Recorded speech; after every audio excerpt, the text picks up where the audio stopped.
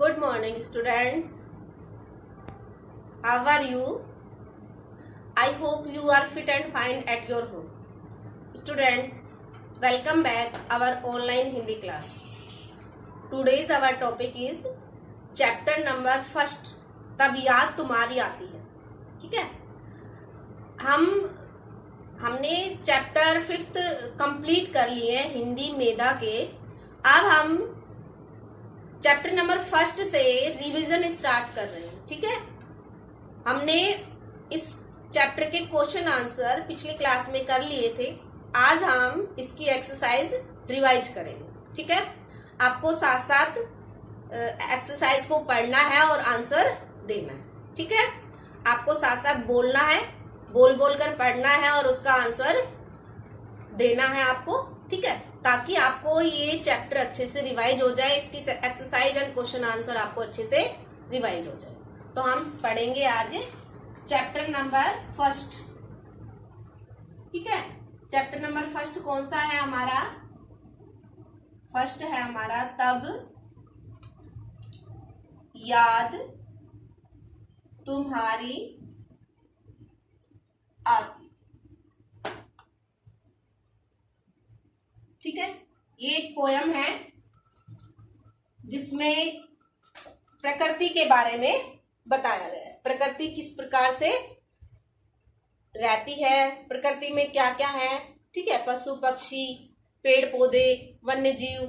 ठीक है, तो उसके बारे में बताया ये पोयम है. अब हम इसकी एक्सरसाइज करेंगे और एक्सरसाइज में भाषा की दुनिया की एक्सरसाइज है. भाषा की दुनिया, भाषा की दुनिया की हमारी फर्स्ट एक्सरसाइज है. फर्स्ट हमारी श्रुतलेख है. श्रुतलेख आप खुद पढ़कर, बोलकर और अपनी नोटबुक में लिख सकते हो. ठीक है, नेक्स्ट एक्सरसाइज है हमारी वचन की. वचन, ठीक है, वचन में हमने पढ़े थे एक वचन और बहुवचन. ठीक है, एक वचन में किसी एक संख्या का ज्ञान होगा और बहुवचन में एक से अधिक संख्याओं का ज्ञान होगा. ठीक है, जैसे गाय लिखते हैं हम यहाँ पर, तो गाय का बोध कराता है, एक गाय बता रहा है. और अगर हम यहाँ लिखते हैं गायें, ठीक है, तो एक से अधिक गायें, इस सब से पता चल रहा है कि एक से अधिक गायें हो सकती. ठीक है, तो हम वचन की एक्सरसाइज करेंगे और हमारी एक्सरसाइज है. ठीक है, पहले हम पढ़ लेते हैं इसको. शब्दों के रूप से उनके एक या अनेक होने का बोध होता है. ठीक है, उसको क्या कहते हैं? वचन कहते हैं. एक का बोध होए उसे एक वचन और एक से अधिक का बोध हो उसे बहुवचन. ठीक है, ठीक है, तो हमारे पास बहुवचन शब्द दिए हुए हैं. बहुवचन, उसको हमें क्या बनाना है? एक वचन रूप में बनाना है. बहुवचन शब्द दिए हैं, उसको हमें एक वचन रूप में बनाना है. आप साथ साथ बोलते जाएं. शब्द क्या है? बूंदे. ठीक है, बूंदे शब्द बहुवचन का रूप है. एक से अधिक बूंद के बारे में बता रहा है. उसके बाद इसका एक वचन क्या हो जाएगा? बूंद.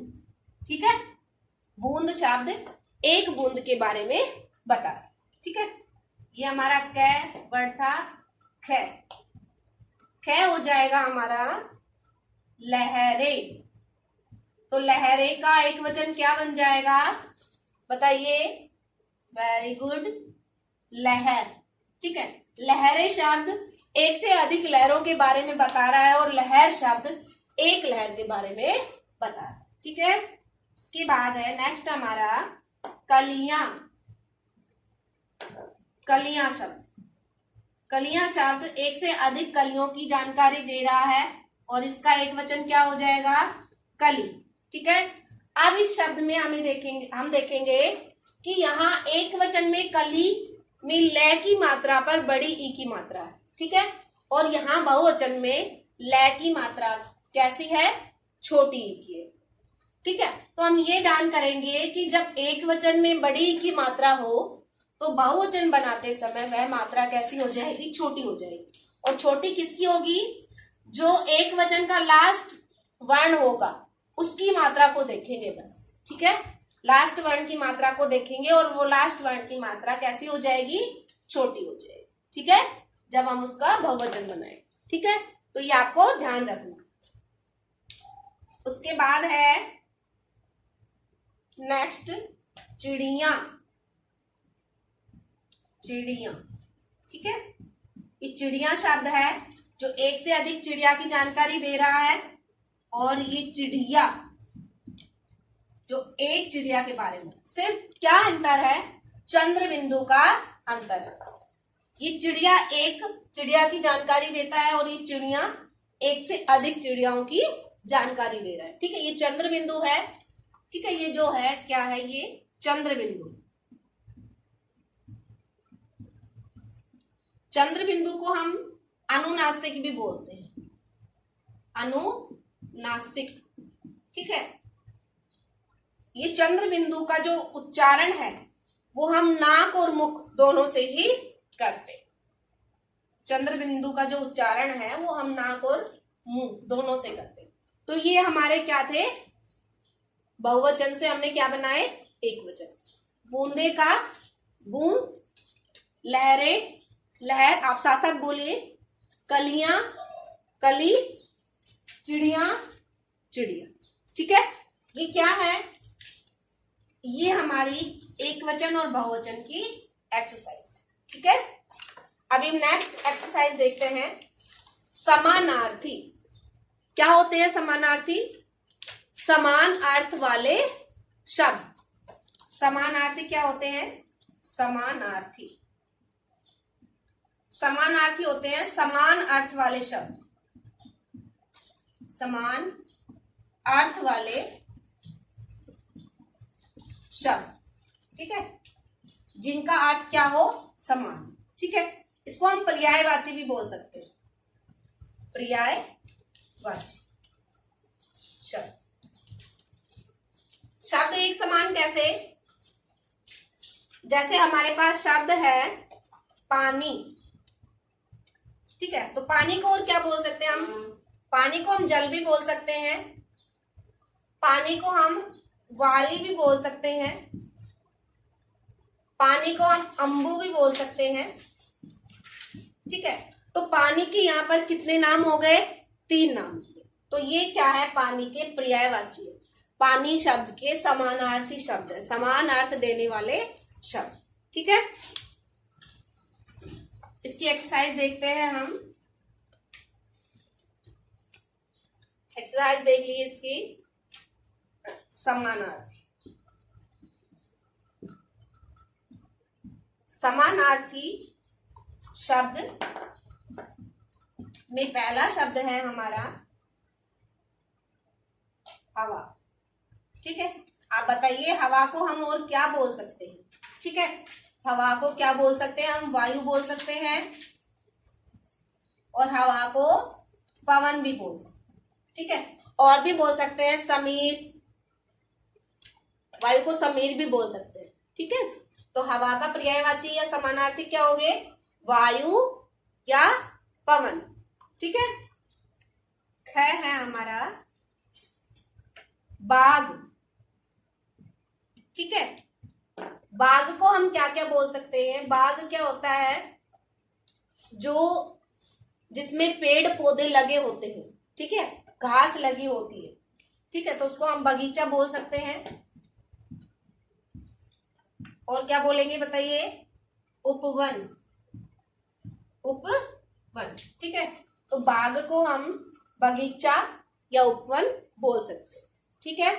उसके बाद नेक्स्ट है हमारा चिड़िया, ठीक है। चिड़िया, चिड़िया शब्द के लिए हम और किन किन शब्दों का प्रयोग कर सकते हैं।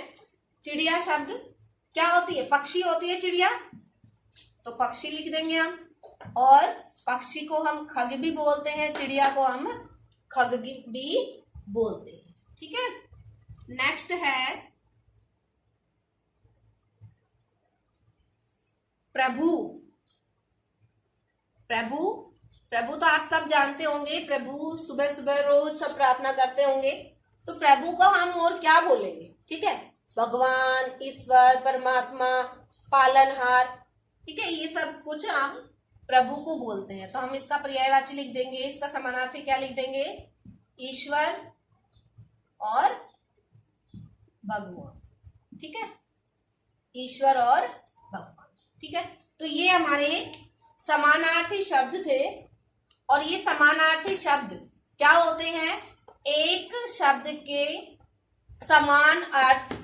ठीक है, हवा है, इसका समान अर्थ क्या हो गया? वायु और पवन। तो वायु को भी हम हवा कहते हैं, पवन को भी हवा कहते हैं। ठीक है, तो वायु का, हवा का समानार्थी क्या हो गया? वायु और पवन। ठीक है, बाग का क्या हो गया? बगीचा, उपवन। ठीक है, चिड़िया का क्या हो गया? पक्षी, खग। ठीक है, पक्षी या खग। और प्रभु का ईश्वर, भगवान। ठीक है, तो ये हमारे समानार्थी शब्द। हम एक बार इसको फिर से पढ़ लेते हैं। बहुवचन में बूंदे और एक वचन में बूंद। ठीक है, लहरें, लहर, कलियां, कली, चिड़िया, चिड़िया। ठीक है, आप भी साथ साथ बोलना इनको। हवा का पर्यायवाची या हवा का समानार्थी वायु, पवन। बाग का बगीचा, उपवन। चिड़िया का पक्षी, खग। प्रभु का ईश्वर, भगवान। ठीक है, तो ये हमारी 2 एक्सरसाइज कंप्लीट हो गई। अब हम नेक्स्ट एक्सरसाइज देखते हैं।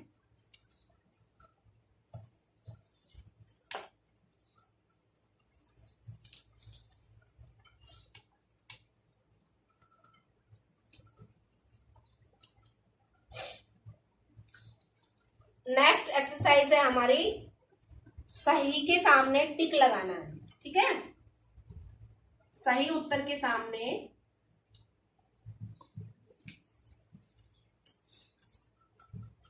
क्या करना है? टिक लगाना। ठीक है, जो उत्तर सही होगा उसके सामने ऐसा टिक लगाना। ठीक है, क्वेश्चन है हमारा, जिस प्रकार उठना से उठकर बना। ठीक है, क्या बना? उठना शब्द है। उठना एक क्रिया है जो हम कार्य कर रहे हैं, उठने का। ठीक है, तो उठना से क्या बन गया? उठकर। ठीक है, उठना से क्या बन गया? उठकर। ठीक है, तो उसी प्रकार से ऐसा कौन सा शब्द है, ठीक है, जो लगाना से बना है? उठना से उठकर बन गया, तो लगाना से कौन बनेगा? बताइए। लगकर। ठीक है, क्या बन जाएगा? लगकर। जब उठना से उठकर बना है तो लगाना से लगकर शब्द बन जाएगा। ठीक है, तो हम क्या करेंगे, इसको हम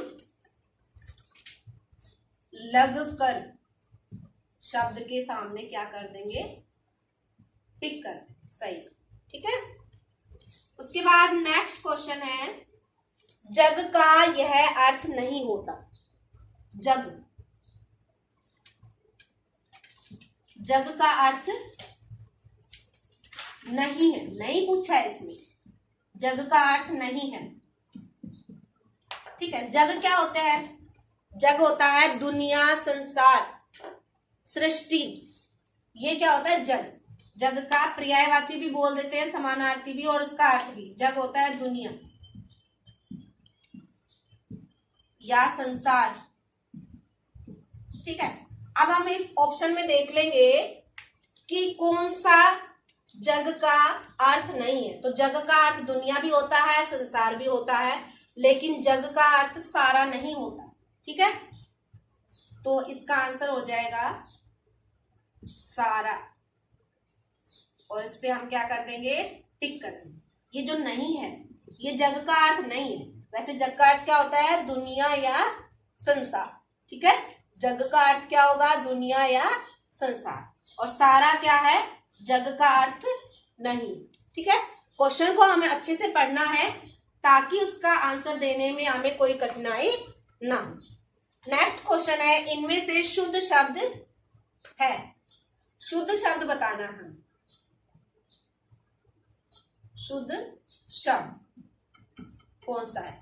ये आप देख रहे हैं द के नीचे जो छोटी सी एक छोटा चिन्ह लगा हुआ है, इसको बोलते हैं हलन, और इसका अर्थ होता है कि जो द वर्ण है ये क्या है, हमारा आधा है। ठीक है, तो शुद्ध को हम ऐसे भी लिख सकते हैं, शुद्ध। ठीक है, इससे हमें ये नहीं पता चलता कि द आधा है या ध आधा है, और जब ऐसे लिखते हैं इसको खोल के तो हमें पता चल जाता है कि द आधा है और ध पूरा है। ठीक है, इसलिए हम इसी तरीके से शुद्ध शब्द लिखेंगे और हम देखेंगे कि कौन सा शब्द शुद्ध है। बाहर, बाहर, वहां शब्द क्या है हमारे पास? बाहर। दूसरा है बाहर और तीसरा है वहां। ठीक है, तो बाहर शब्द क्या है इसमें? ठीक शब्द। तो बाहर के सामने हम क्या कर देंगे? सही का चिन्ह लगा देंगे। ये दोनों शब्द हमारे क्या है? गलत है, इनका कोई अर्थ नहीं निकलता। ठीक है, तो हम क्या करेंगे? बाहर शब्द हमारा क्या है? सही है। ठीक है, तो हम इसको सही का टिक लगा देंगे। बाहर क्या होता है? अंदर से बाहर जाना, उसको बाहर बोलते हैं। और एक शब्द हमारा होता है बाहर, बाहर। ठीक है, बाहर का अर्थ होता है बाहर आना, मतलब खुशियां आना, या फिर बसंत की बाहर आना, नई नई पत्ते जब खिलते हैं, ठीक है, पेड़ पौधों पर, तो उसमें क्या बोलते हैं? बसंत की बाहर आ गई। ठीक है, तो ये बाहर का अर्थ होता है अंदर से बाहर जाना। अंदर का क्या हो गया? ये विलोम हो गया बाहर। और ये बाहर का अर्थ होता है खुशियां। ठीक है, खुशी की बाहर आ गई, बसंत की बाहर आ गई। ठीक है, तो ये हमने चैप्टर नंबर 1 का रिवीजन कर लिया। ठीक है, आज हमारा चैप्टर नंबर 1 कंप्लीट हो गया। इसके क्वेश्चन आंसर हमने पिछली क्लास में किए थे और आज हमने इसके एक्सरसाइज रिवाइज कर लिए। ठीक है, तो आपको वीडियो के साथ साथ, क्लास के साथ साथ आपको ये सारी चीजें आपको रिवाइज करनी है। ठीक है, साथ साथ बोलना है और साथ साथ आपको याद भी करना। ठीक है, तो आज की क्लास में इतना ही काफी है। नेक्स्ट क्लास में हम अगला चैप्टर करेंगे, अगला चैप्टर रिवाइज करेंगे। ठीक है, तब तक के लिए धन्यवाद।